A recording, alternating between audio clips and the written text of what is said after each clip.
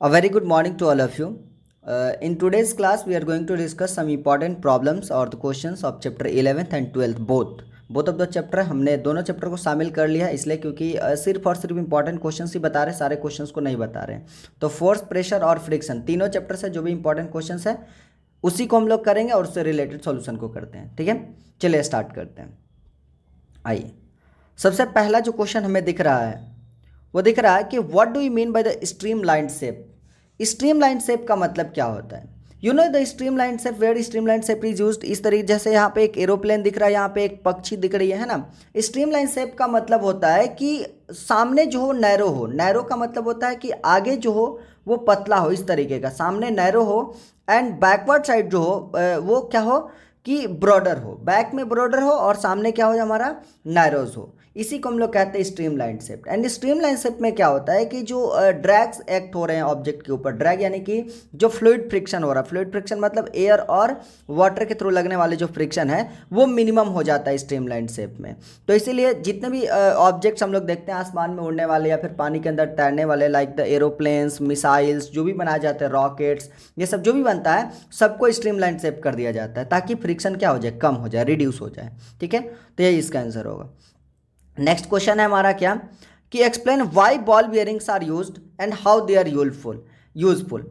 Question पूछ रहा है कि बॉल बियरिंग्स को कैसे हम लोग यूज करते हैं। यहाँ पर देखो ना, एक बॉल, एक बियरिंग्स है और उसके बीच में छोटे छोटे छोटे छोटे क्या यूज किए गए हैं, बॉल्स यूज किए गए हैं। ठीक है, ये तो क्वेश्चन पूछ रहा है कि how why ball bearings are used and how they are helpful. तो बॉल बियरिंग हम लोग यूज करते हैं फ्रिक्शन को रिड्यूस करने के लिए, use to reduce frictions in machines के अंदर, कार के अंदर, या फिर स्पिनर होता है तो उसके अंदर बहुत सारी चीज़ों के अंदर फ्रिक्शन को रिड्यूस करना हो, कम करना हो, जीरो लेवल का लाना हो तो हम लोग बॉल बियरिंग को यूज करते हैं, है ना। इसके अंदर हम लोग क्या करते हैं, in the ball bearing some tiny metallic balls, छोटे छोटे मेटालिक बॉल जो कि स्टेनलेस स्टील के हो सकते हैं, ब्रास के हो सकते हैं, सिरामिक, किसी भी चीज़ का हो सकता है। ठीक है, बना हुआ होता है, उसको हम लोग दो मूविंग सरफेसेस के बीच में रख देते हैं। ठीक है, इससे फायदा क्या होता है कि जो उस सरफेस के बीच में स्लाइडिंग फ्रिक्शन लग रहा होता है, उन दोनों के बीच में अब क्या लगता है, रोलिंग फ्रिक्शन लगता है, और रोलिंग फ्रिक्शन स्लाइडिंग फ्रिक्शन से बहुत ही कम होता है, इसलिए फ्रिक्शन का जो ओवरऑल इफेक्ट होता है वो बहुत कम हो जाता है, रिड्यूस हो जाता है। क्लियर है? आगे के नेक्स्ट क्वेश्चन में हम लोग बढ़ते हैं। अगला क्वेश्चन हमारा, how do you demonstrate the presence of atmospheric pressure. देखो, एटमॉस्फेरिक प्रेशर के प्रेजेंस को डेमोस्ट्रेट करने के लिए हमें क्या करना होता है, हम लोग एक कार्डबोर्ड लेते हैं ऐसा और एक ग्लास लेते हैं, है ना। ग्लास के अंदर the presence of demonstrated by the cardboard and water cover experiment, यही एक्सपेरिमेंट्स हम लोग करते हैं। ठीक है, when the glass with the water covered with the piece of cardboard, glass के अंदर हम लोग पानी भर देते हैं और उसको एक कार्डबोर्ड के पीस से हम लोग ढक देते हैं, उसके ऊपर से कवर कर देते हैं। ठीक है, आफ्टर दैट हम लोग क्या करते हैं कि we can see that the cardboard covered, उसके बाद हम लोग ग्लास को इन्वर्ट कर देते हैं, पलट देते हैं उल्टा, इस तरीके का, जैसा ये फिगर में देख रहे हो ना, इस तरीके का हम लोग उसको उल्टा कर देते हैं। ठीक है, उल्टा करने के बाद धीरे धीरे अपने उसके नीचे से अपना हाथ को हटा लेते हैं, और जैसे हाथ को हटाते हैं देखते हैं कि जो कार्डबोर्ड पीस है, ये कार्डबोर्ड पीस गिरता नहीं है, वैसे के वैसे उसमें चिपका हुआ रहता है। ठीक है, और ऐसा इसलिए होता है कि ग्लास, उसके अंदर तो ग्लास है और बाहर से एटमॉस्फेरिक प्रेशर, इतना ज़्यादा एयर का जो प्रेशर है इसके ऊपर लग रहा है, कंटिन्यूअस एटमॉस्फेरिक प्रेशर लग रहा है चारों तरफ से, इसी के वजह से क्या हो जाता है कि तुम्हारा जो कार्डबोर्ड होता है वो कार्डबोर्ड गिरता नहीं है। ठीक है, तो एक कार्डबोर्ड ग्लास एक्सपेरिमेंट से हम लोग इस क्वेश्चन को डिस्कस कर सकते हैं, इस क्वेश्चन को समझ सकते हैं। नेक्स्ट हमारा, explain briefly the construction and working of an open tube manometer. Open tube manometer के कंस्ट्रक्शन और वर्किंग को अगर हम लोग समझें तो देखते हैं कि इसके अंदर दो, एक यू शेप ट्यूब होता है, इस तरीके का यू शेप ट्यूब यूज किया जाता है, यू शेप ट्यूब। ठीक है, जिसके अंदर पानी होता है ना, जैसे यहाँ पे देख लो, इसके अंदर क्या है, पानी भरा पड़ा है, ऐसे पानी भरा पड़ा है। ठीक, अब इसमें क्या होता है कि एक इंट जो होता है, ये वाला इंट हम लोग क्या कर देते हैं कि उस वेसल से कनेक्ट कर देते हैं जिस वेसल के अंदर का हम लोगों को प्रेशर मेजरमेंट करना होता है। ठीक है, और उसके अंदर एक ऐड कर देते हैं, जैसे उसका प्रेशर एग्जर्ट होगा तो लिक्विड कॉलम जो होगा एक तरफ कम हो जाएगा, यहाँ पर देखो कम है, और दूसरी तरफ लिक्विड प्रेशर क्या हो जाएगा, ज़्यादा हो जाएगा, और मैनोमीटर इसी प्रेशर डिफरेंस को मेजरमेंट करता है। ठीक है, तो यही पूछ रहा था कि कैसे काम करता है, तो हम लोग क्या करेंगे कि ये एक यू शेप ट्यूब है, इसको ये पूरा पूरा यहाँ पे आंसर लिखा हुआ है कि यू शेप ट्यूब है, इसको एक इंट को हम लोग वेसल से कनेक्ट कर देते हैं, दूसरा इंट को ओपन छोड़ देते हैं, जो दोनों में जो वाटर लेवल का वेरिएशन या जो लिक्विड उसके अंदर भरा पड़ा उस लिक्विड का जो वेरिएशन होता है वही वेरिएशन हमारा प्रेशर डिफरेंस को बताता है। हो गया, खत्म। चलिए अगले क्वेश्चन की तरफ बढ़ते हैं और अगला जो हमारा क्वेश्चन है वो है कि what is the difference between mass and weight. आपको पहले भी क्लास में भी हम कितना बार बता चुके हैं इस क्वेश्चन को। मास का मतलब होता है actual amount of matter object के अंदर कितना है, मास मतलब एक्चुअल अमाउंट ऑफ मैटर कितना है। वेट का मतलब कि कितने फोर्सेस से लगा करके अर्थ आपको खींच रहा है, या फिर किसी दूसरे प्लेनेट पर जाइएगा तो प्लेनेट आपको कितना ग्रेविटेशनल फोर्स लगा करके खींचेगा, उस फोर्स को वेट बोलते हैं। वेट क्या है? वेट एक फोर्स है। वेट क्या है? एक फोर्स है, और इसीलिए वेट का यूनिट न्यूटन होता है जो फोर्स का यूनिट होता है। मास क्या है? अमाउंट ऑफ मैटर है, और इसीलिए मास का यूनिट क्या है? केजी है। मास का यूनिट क्या है? केजी है। मास जो होता है हमेशा कांस्टेंट रहता है। आप अर्थ पर जाइएगा, आप मून पर चले जाइए, जुपिटर पर चले जाइए, आपका मास चेंज नहीं होगा, मास कांस्टेंट रहता है। लेकिन वैसे ही अगर आप अर्थ पर हैं, कल आप जुपिटर पे चले जाते हैं तो जुपिटर का मास ज़्यादा है, इसके वजह से जुपिटर ज़्यादा ग्रेविटेशनल फोर्सेस लगाएगा, तो आपका जो ये वेट होगा, वेट भी आपका इंक्रीज हो जाएगा जुपिटर पे। वैसे अगर आप मून पे जाते हैं तो मून का मास अर्थ के मास से कम है, तो मून कम फोर्स एक्सर्ट करेगा आप पे। मून का ग्रेविटेशनल फोर्सेस भी कम होगा, 6 गुना कम होता है अर्थ के कंपेरिजन मून का ग्रेविटेशनल फोर्स। इसीलिए आपका मास 6 टाइम्स 1/6 टाइम्स आपका मास जो होता है रिड्यूस हो जाता है। यहाँ पे आप 60 kg के, तो मून पे आप 1/6 इंटू 60 यानी कि 10 टाइम्स कट गया, यानी कि मून पे आप कितने kg के हैं? सिर्फ और सिर्फ 10 kg के हैं। समझ में आ रहा ना? मून पे 10 kg ओनली। क्लियर है? तो यही है मास और वेट में डिफरेंसेस। आगे हम लोग बढ़ते हैं यहाँ पे, why can a magnet act from distance. अब लो, ये क्वेश्चन क्या रहा कि भाई मैग्नेट डिस्टेंस से क्यों एक्ट होता है। मैग्नेट जो है ये नॉन कांटेक्ट फोर्सेस लगाता है, इसलिए दूर से एक्ट हो जाता है। मैग्नेट के पास अट्रैक्शन और रिपल्सन का प्रॉपर्टी होता है, इसलिए मैग्नेट दूर से एक्ट करता है। ठीक है, मैग्नेट जब सेम पोल एक साथ आता है तो उसके समय रिपल्सिव फोर्स लगाता है। जब and attractive forces in the case of opposite poles, जब अपोजिट पोल्स एक साथ आते हैं तो उस केस में अट्रैक्टिव फोर्सेस लगाता है। इसलिए मैग्नेट जो होगा वो दूर से ही एक्ट कर सकता है, क्योंकि इसके पास अट्रैक्शन और रिपल्सन की प्रॉपर्टी है, इसको कांटेक्ट होने का कोई जरूरत नहीं है। मैग्नेट एक नॉन कांटेक्ट फोर्स एक्सर्ट करता है। ठीक है, बस यही लिखना था इसमें। अगला क्वेश्चन है हमारा क्या, if a body is moving with uniform speed in a particular direction on A perfectly smooth surface. ये क्वेश्चन क्लास पे भी हमसे बहुत बच्चे पूछे थे, तो सोचे कि इस क्वेश्चन को हमको समझाना बहुत ही जरूरी है। अगर इस क्वेश्चन को हम नहीं समझाते हैं तो फिर क्या हो जाएगा कि बच्चा लोगों के अंदर दिक्कत हो जाएगा, उसको प्रॉब्लम आना राइज हो जाएगा। ठीक है, तो हम देखते हैं इस क्वेश्चन को जरा सा डिस्कशन कर लेते हैं। कह रहा है क्या कि बॉडी जो है वो परफेक्टली स्मूथ सरफेस पे, कह रहा है कि body is moving with a uniform speed on A perfectly smooth surface. Perfectly smooth surface का मतलब क्या होता है बताओ। परफेक्टली स्मूथ सरफेस उस सरफेस को कहते हैं, परफेक्टली स्मूथ सरफेस वो सरफेस होता है जहाँ पे फ्रिक्शन जो होता है हमारा बहुत कम होता है, मतलब समझो कि वो जीरो के बराबर होता है। परफेक्टली स्मूथ सरफेस कौन सा सरफेस हुआ जहाँ पे फ्रिक्शन किसके बराबर होगा? 0 के बराबर होगा। ठीक है, पेन जो है काम नहीं कर रहा है, हम एक बार देख लेते हैं कि क्यों काम नहीं कर रहा है पेन, और काम करना स्टार्ट कर गया। चलिए, तो परफेक्टली स्मूथ सरफेस का मतलब क्या होता है? परफेक्टली स्मूथ का सरफेस का मतलब हो गया कि वहां पे जीरो फ्रिक्शन हो, फ्रिक्शन क्या हो? 0 के बराबर हो, या फिर फ्रिक्शन नहीं लग रहा हो।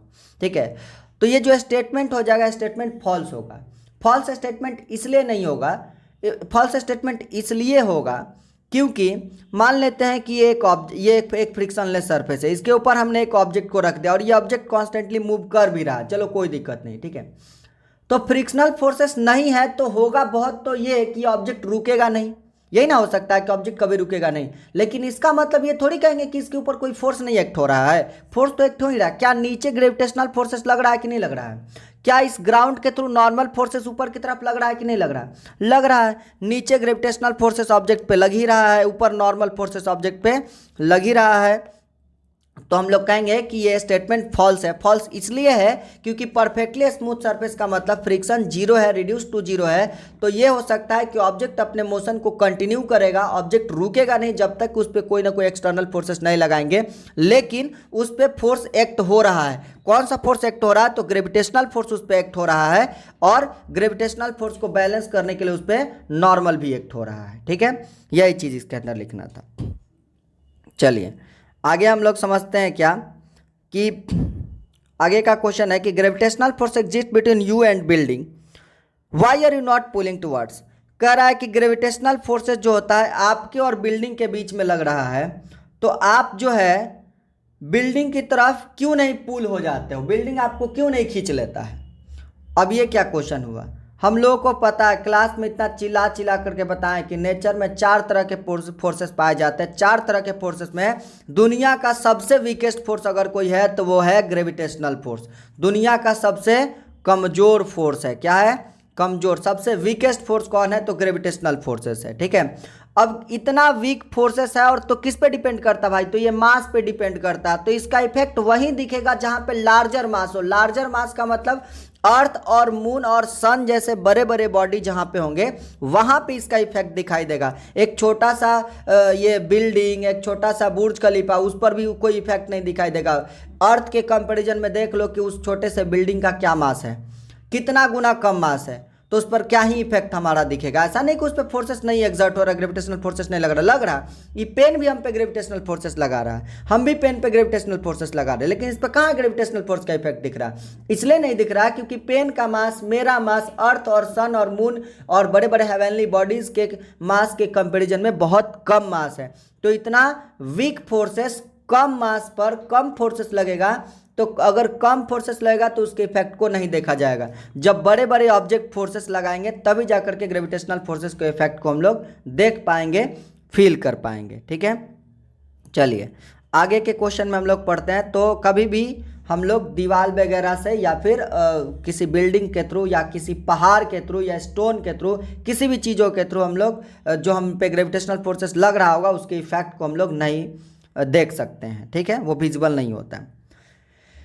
आगे है, why do you think rolling friction is less than sliding friction. Rolling friction sliding friction से कम क्यों होता है, तो रोलिंग फ्रिक्शन स्लाइडिंग फ्रिक्शन से इसलिए कम होता है क्योंकि रोलिंग फ्रिक्शन में एरिया ऑफ कांटेक्ट कम हो जाता है। देख लो यहाँ पे ऐसा एक सरफेस है, इसके बीच में चक्का लगा दिया तो एरिया ऑफ कांटेक्ट कम हो गया ना। पहले ही पूरा सरफेस टच हो रहा था, अब सिर्फ और सिर्फ 2 चक्का ही टच हो रहा है, तो एरिया ऑफ कांटेक्ट कम हो गया।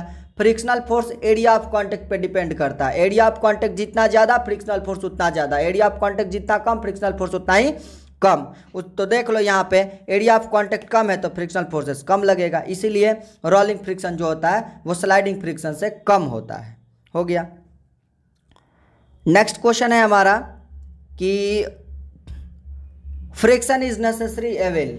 लो फ्रिक्शन हमारे लिए नेसेसरी है, क्यों है भाई, तो फ्रिक्शन जरूरी इसलिए है क्योंकि फ्रिक्शन एक नेसेसरी विल इसलिए क्योंकि फ्रिक्शन हमारे लिए यूजफुल भी है और हार्मफुल भी है। और हार्मफुल क्या है इससे हमको मतलब नहीं है, लेकिन यूजफुल कहाँ है, नेसेसरी का मतलब हो गया कि जरूरी कैसे है। तो इसमें हमको फ्रिक्शन का यूजेज बताना है कि कहाँ कहाँ हम लोग फ्रिक्शन को यूज कर पाते हैं और उससे क्या हमको बेनिफिट होता है। बेनिफिट ऑफ फ्रिक्शन इसमें तुमको बताना है, ठीक है। तो बेनिफिट ऑफ फ्रिक्शन क्या है भाई, तो फ्रिक्शन हमें वॉक करने में, राइड करने में, किसी चीज़ को पकड़ने में, किसी ऑब्जेक्ट को खींचने में, चलने में, दौड़ने में, गाड़ी के अंदर बैठ करके चलने में, इन सब चीज़ों में फ्रिक्शन ही तो मदद करता है और कुछ थोड़ी मदद करता है, ठीक है।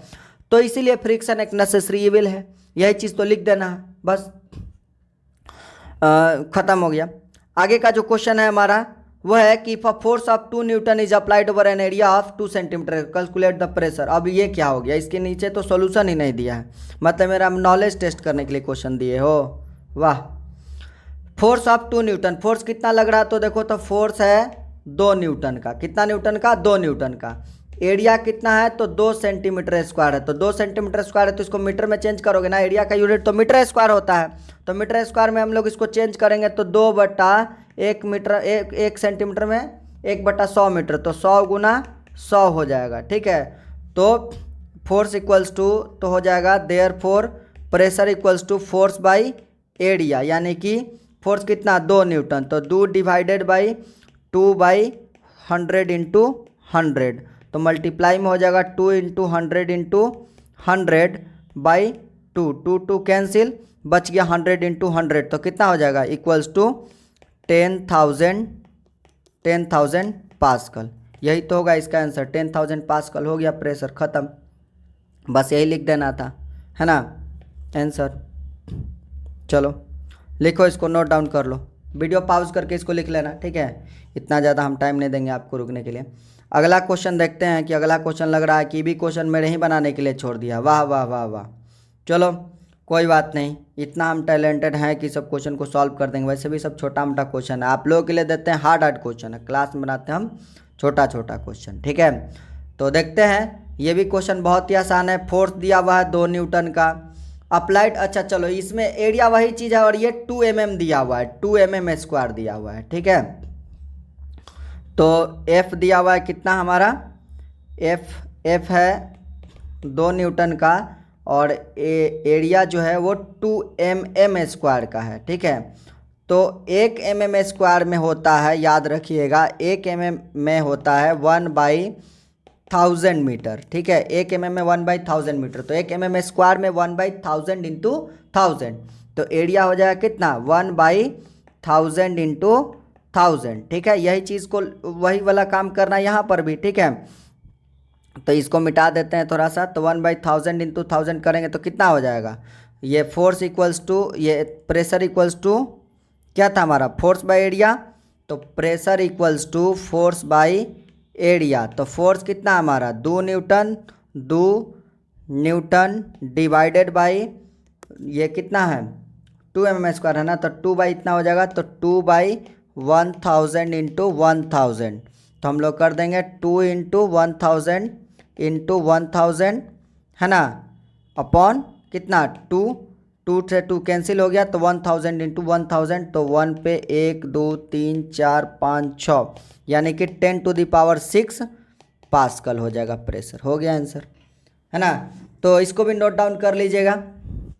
चलिए आगे आप लोग के लिए अब हार्ड क्वेश्चन हम देते हैं। आगे होमवर्क दिया हुआ हमको, यहीं से दिख गया होमवर्क, ये देखो यहाँ पे होमवर्क है ना, दिख रहा है ना आपको भी, तो हमको यहीं से दिख गया है कि आगे आप लोगों को मिलने वाला है होमवर्क, और होमवर्क मिला बहुत ही ज़बरदस्त। 4th क्वेश्चन है क्या, फोर्स ऑफ 25 न्यूटन। देखो ये क्वेश्चन ज़बरदस्त नहीं है, बहुत क्वेश्चन आसान है। सेंटीमीटर स्क्वायर है, मीटर स्क्वायर में चेंज कर लोगे, आता नहीं आता है, आता है। चलो स्क्वायर है, स्क्वायर का साइड 2 मीटर दिया होता है, एरिया नहीं निकाल लोगे, निकल जाएगा। ये भी आसान है, स्क्वायर का एरिया क्या होता है, साइड इंटू साइड यानी कि साइड स्क्वायर, बहुत आसानी से निकाल लेंगे। यहाँ पे क्वेश्चन कर रहा है पास्कल 100 न्यूटन है, एरिया निकालना है।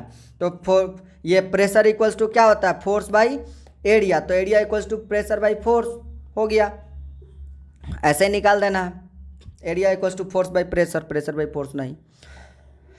चलो तो आगे के स्लाइड में क्या है, तो आगे के स्लाइड में है थैंक यू फॉर वॉचिंग, और एक छोटा सा आपके लिए एक बहुत ही अच्छा सा ये कुछ लिखा हुआ है, इसको पढ़ते हैं। लिखा हुआ ये है कि गेहूं का ठेकुआ चावल के लड्डू, वेरी गुड, गेहूं का ठेकुआ चावल के लड्डू, खीर अनानस नींबू और कद्दू, छठी मैया करे हर मुराद पूरी आपकी, आप बांटे घर घर लड्डू, जय छठी मैया, शुभ छठ पूजा। तो ये वीडियो देखने के बाद आराम से 10-20 मिनट का वीडियो है, आराम से देख लीजिए, स्पीड बढ़ा दीजिएगा तो बहुत जल्दी देख लीजिएगा, और देख करके छठ पूजा मनाइए आराम से, शांति से। सारे क्वेश्चन सर को तो करवा ही दिए, और भी अगर कोई डाउट आपको आता है तो कमेंट बॉक्स में अपने डाउट को पूछ लीजिए। और अभी तक चैनल को सब्सक्राइब नहीं किए हैं तो दुनिया का सबसे बड़ा क्राइम कर रहे हैं आप, चैनल को अभी के अभी सब्सक्राइब